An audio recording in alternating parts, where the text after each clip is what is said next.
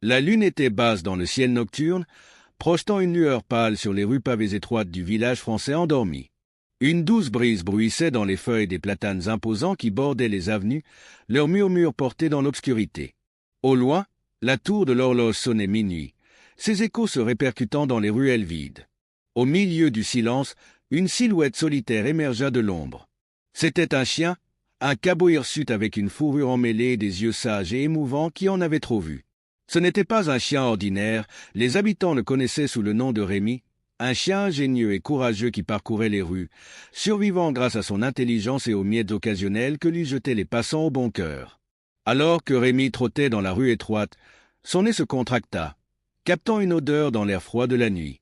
Les oreilles dressées, il suivit la piste, passant doucement devant des devantures de magasins sombres et des maisons d'habitation silencieuses avec des jardinières débordant de lavande parfumée et de géraniums vibrants. L'arôme des baguettes fraîchement sorties du four persistait, provenant de la boulangerie du village, désormais fermée pour la nuit. Au détour d'un virage, Rémi s'approcha d'un recoin sombre caché entre deux anciens bâtiments en pierre. Là, à moitié cachée derrière une poubelle débordante, se trouvait une petite boîte en carton, au rabat de travers. À mesure qu'il se rapprochait, l'odeur s'intensifiait, maintenant mélangée à autre chose un son faible et pitoyable, comme le miaulement d'un chaton nouveau-né. Rémi s'approcha, sa curiosité piquée. Se concentrant de côté sur le rabat en carton, il regarda à l'intérieur de la boîte. Au milieu des journaux froissés et des chiffons en lambeaux se tenait une petite forme tremblante. C'était un ourson âgé de quelques semaines à peine, son corps fragile blotti contre le froid de la nuit. Les yeux de la petite créature étaient fermés, sa respiration était superficielle et rapide. Rémi regarda l'animal sans défense, un pincement inattendu d'empathie lui montant dans la poitrine. Il connaissait aussi les difficultés de la vie dans la rue, la douleur brûlante de la faim, le froid mordant qui pénétrait jusqu'aux os les nuits d'hiver.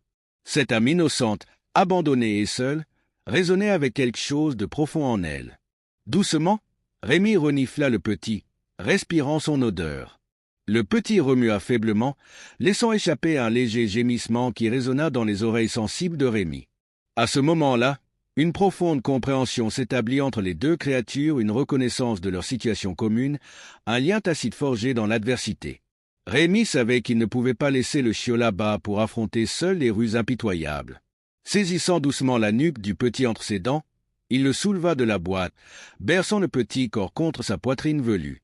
La chaleur des battements de cœur de Rémi pulsait vers le petit frissonnant, une bouée de sauvetage dans l'obscurité. À l'insu de Rémi, la scène poignante n'est pas passée inaperçue. D'une porte sombre, une silhouette a émergé. Luc, un photojournaliste local connu pour son œil vif et son esprit compatissant. Levant son appareil photo, Luc immortalise l'instant présent, le déclic du déclencheur immortalisant un instant de connexion pure et instinctive entre deux âmes. Alors que Rémi se tournait pour conduire le petit chien en sécurité, Luc regardait avec un respect silencieux, conscient qu'il venait d'être témoin de quelque chose d'extraordinaire. Un aperçu de la profonde capacité d'empathie et d'altruisme qui vivait dans le cœur de chaque créature, humaine ou animale. Dans ce battement de cœur partagé, une histoire a commencé à se dérouler, une histoire qui allait se propager et toucher la vie de tout le village d'une manière que personne n'aurait pu imaginer.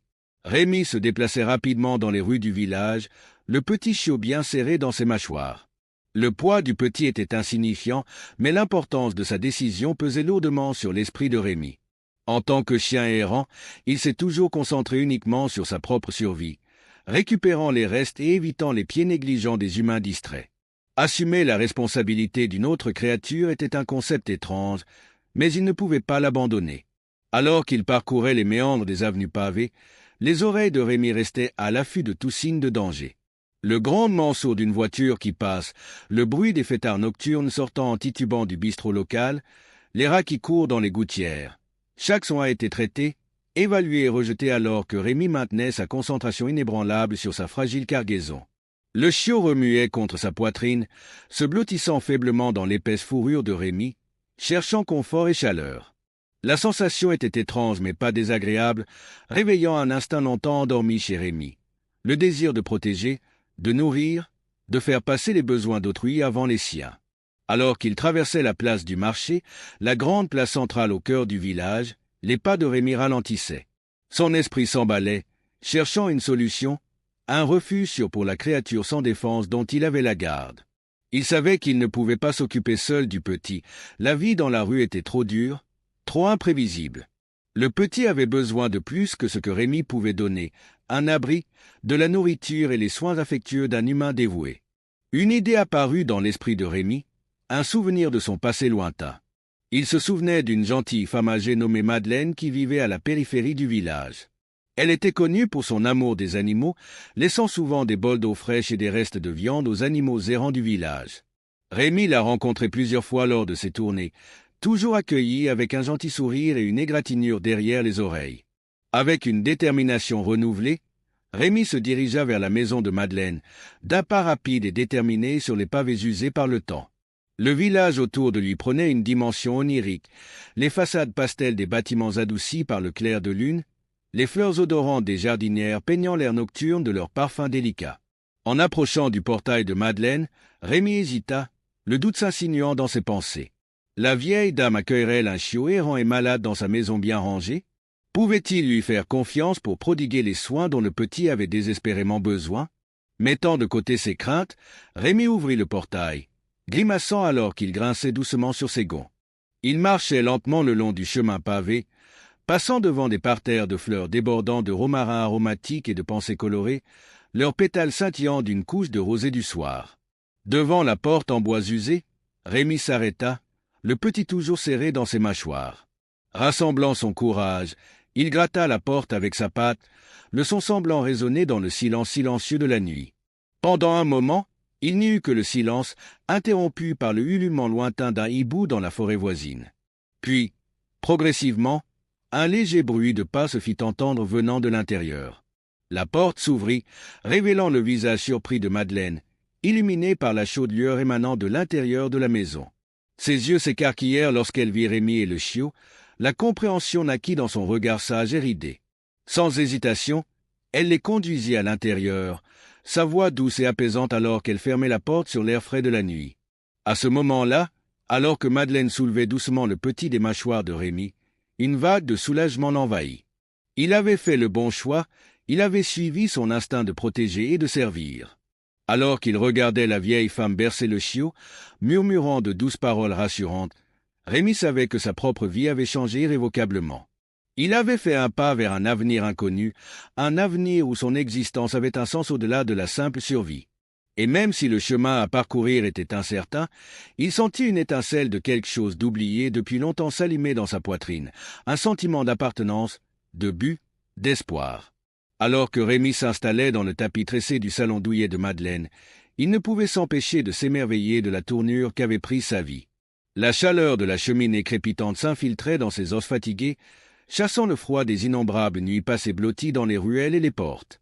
Les riches arômes de la maison l'envahissaient, le parfum terreux de la tisane de Madeleine, le doux parfum des madeleines fraîchement sorties du four, l'odeur réconfortante des vieux livres et des meubles tant appréciés. De son point d'observation, Rémi regardait Madeleine s'occuper du petit chiot, désormais niché dans un panier bordé de couvertures moelleuses. Les mains de la femme âgée étaient douces et sûres alors qu'elle examinait le petit chien, son contact traduisant toute une vie d'expérience et de compassion.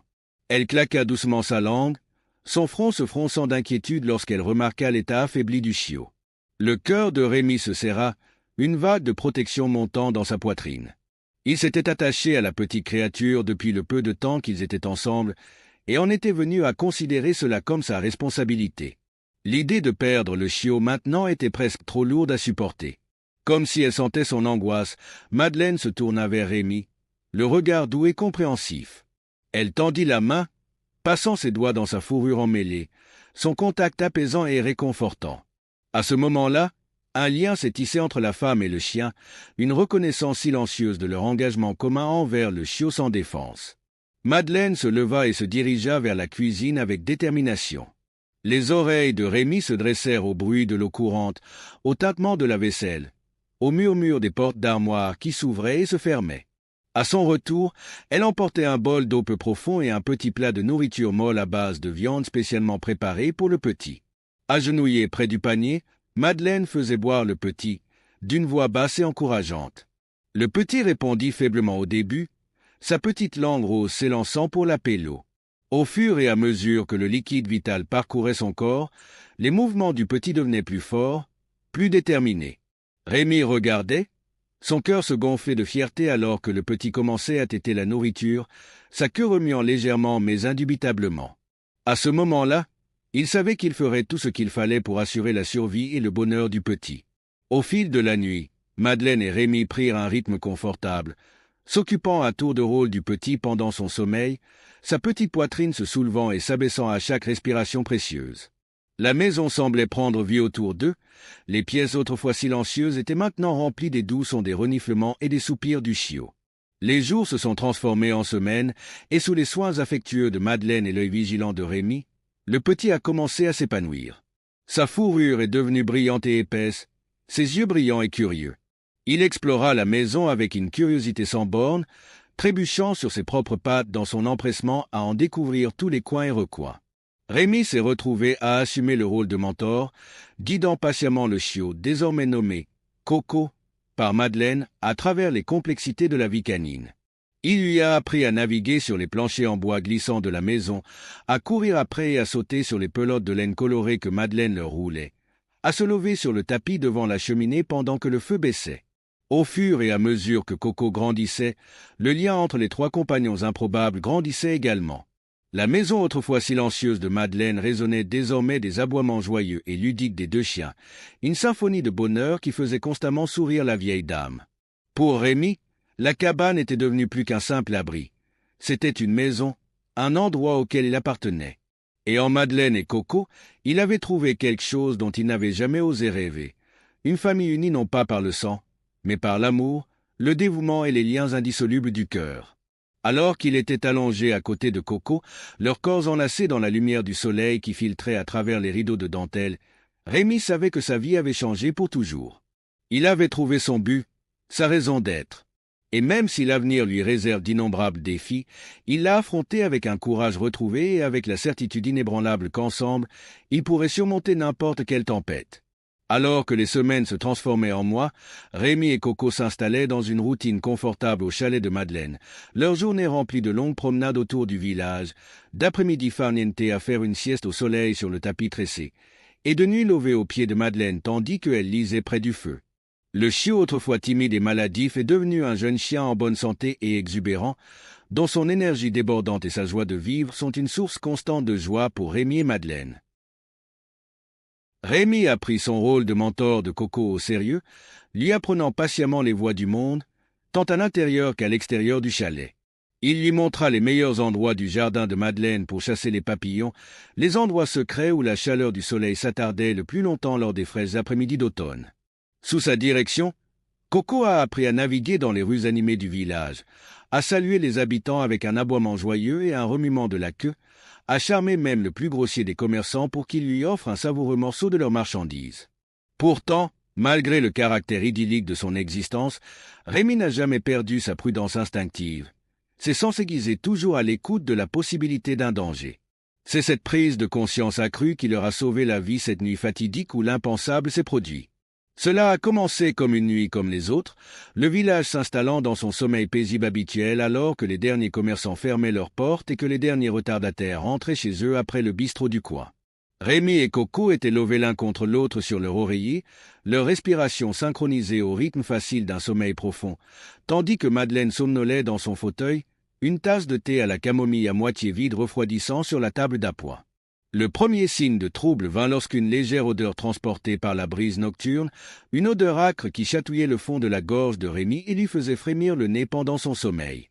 Peu à peu, l'odeur devint plus forte, plus insistante, jusqu'à tirer Rémi des profondeurs du sommeil. Ses yeux s'ouvrirent brusquement, son corps se tendit alors qu'il tentait d'identifier la source de la perturbation. Alors que ses sens s'éveillaient, Rémi remarqua d'autres signes de danger. Le crépitement lointain des flammes, l'épaisse brume de fumée s'engouffrant par les fentes autour de la porte de Madeleine, la clameur montante des voix paniquées résonnant dans les rues du village. Avec une montée d'adrénaline, il réalisa la vérité. Quelque part à proximité, un incendie s'était déclaré et se propageait rapidement. Sautant sur ses pieds, Rémi poussa Coco pour la réveiller, ses aboiements urgents perçant le silence de la cabine. Madeleine remua sur son siège, les sourcils froncés de confusion alors qu'elle luttait pour se débarrasser des traces de sommeil. Rémi sauta à ses côtés, ses aboiements devenant plus insistants, ses pattes grattant ses jupes dans une tentative désespérée de lui faire comprendre l'urgence de la situation. Lorsque les premières volutes de fumée commencèrent à passer sous la porte, les yeux de Madeleine s'écarquillèrent de compréhension et de peur. Elle se leva de la chaise, ses mouvements raides et hésitants, sa main tremblante alors qu'elle attrapait sa canne. Rémi se précipita vers la porte, tous ses sens s'efforçant d'évaluer le danger qui les attendait dehors. Alors que Madeleine tâtonnait avec la serrure, la porte s'ouvrit, révélant une scène de chaos total. Les flammes ont léché les bâtiments voisins, leur lueur orange projetant une lumière étrange sur les rues pavées. Les habitants couraient d'avant en arrière, les bras chargés de biens précieux, le visage gravé de terreur alors qu'ils tentaient d'échapper à l'enfer qui faisait rage. Rémi savait qu'il devait agir vite. Avec Coco derrière lui, il descendit les marches, s'arrêtant seulement pour s'assurer que Madeleine le suivait de près, ses pas lents mais déterminés. Alors qu'ils avançaient dans les rues enfumées, les oreilles fines de Rémi captèrent le son d'un cri faible et étouffé venant d'une cabane voisine. Sans hésitation, Rémi courut vers le son, le cœur battant dans sa poitrine. Il parcourait les rues enfumées avec détermination, son nez le conduisant infailliblement vers une petite cabane au bout d'une ruelle étroite. La structure était déjà en proie aux flammes, la chaleur si intense qu'elle brûlait la fourrure du visage de Rémi à son approche. Pourtant, les cris étouffés persistaient, devenant de plus en plus faibles à chaque instant qui passait. Avec un aboiement déterminé, Rémi chargea en avant, sautant par une fenêtre brisée dans l'enfer intérieur. La fumée était épaisse et suffocante, la chaleur brûlant vos poumons à chaque respiration. Mais Rémi continuait, ses sens le guidant à travers le dédale de pièces jonchées de débris. Finalement, il localisa la source des cris, un petit chaton, blotti sous une poutre fumante, la fourrure roussie et les yeux écarquillés de terreur. Rémi n'a pas hésité. Attrapant doucement le chaton par la nuque, il se retourna et courut sur le chemin par où il était venu, évitant les chutes de bois et sautant par-dessus des tas de décombres en feu. S'écrasant à travers la vitre brisée, Rémi tomba sur les pavés à l'extérieur, le chaton toujours serré dans ses mâchoires. Un halètement collectif s'éleva de la foule rassemblée lorsqu'ils virent le chien taché de s'y sortir du bâtiment en feu, sa précieuse cargaison miaulant doucement dans leurs mains. Tandis que Rémi boitait vers Madeleine et Coco, le chaton dans la bouche, les villageois ont éclaté de joie et d'applaudissements. Ils s'avancèrent, leurs mains tendues pour caresser la fourrure tachée de cendres de Rémi, leurs voix élevées dans un chœur de louange et de gratitude. Madeleine prit Rémi dans ses bras, les larmes coulant sur ses joues ridées tandis qu'elle lui murmurait des mots d'amour et de fierté. Coco dansait autour d'eux, ses aboiements de joie se mêlant aux acclamations de la foule. Dans les jours qui suivirent, la nouvelle de l'héroïsme de Rémi se répandit dans tout le village et au-delà. Le journal local a publié un article en première page le saluant comme un héros canin et un symbole de courage face à l'adversité. Les visiteurs sont venus de partout pour apercevoir le courageux chien qui a risqué sa vie pour sauver une autre créature dans le besoin. Pourtant, malgré tout cela, Rémi est resté le même compagnon modeste et fidèle qu'il a toujours été. Il supportait la tension avec une dignité silencieuse, content de savoir qu'il avait fait ce qui était juste, ce qui était nécessaire. Pour Rémi, la véritable récompense n'était pas dans l'éloge ou la gloire, mais dans l'amour et le dévouement de sa famille, dans le contact doux de Madeleine et le regard adorable de Coco, dans les ronronnements du chaton qu'il avait sauvé, désormais un membre bien-aimé de votre petit maison. Et alors qu'il était allongé dans le jardin baigné de soleil, Coco blotti à ses côtés et le chaton recroquevillé sur son dos, Rémi savait qu'il avait trouvé sa véritable vocation, son but dans la vie. Il était un protecteur, un gardien, une lueur d'espoir dans un monde souvent en proie aux ténèbres et au désespoir. Et il savait que quels que soient les défis qu'il rencontrerait, quelles que soient les épreuves qu'il rencontrerait, il les affronterait ensemble, une famille unie par l'amour, par le courage et par la connaissance inébranlable que même le plus petit acte de gentillesse pouvait changer le monde. Dans les jours qui suivent, la réputation de Rémi ne lui convient pas. Les habitants du village ne tarissent pas d'éloges sur son courage et sa beau. Partout où je hoquais, il était accumulé par caresses affectueuses et friandises offres avec générosité. Les enfants subissent des pressions hauteurs de lui, impatients de comprendre le récitation de soi ses exploits à la bouche de Madeleine, qui ne se lassait qu'à de conter l'histoire. Rémi reçoit toute cette attention avec une humiliation tranquille. Reste du compagnon fidèle et fidèle, qu'est-ce que c'est?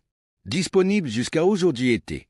Pour lui, le véritable trésor résidait dans l'amour de toi famille, dans la tendresse de Madeleine, dans le dévouement de Coco et dans les ronronnements du chaton qu'il disponible sauver et qu'il a fait plus de désordre faire la fête intégrée dans votre petit foyer. Les liens qui unissaient Rémi, Coco, le chaton et Madeleine se renforcent de jour en jour.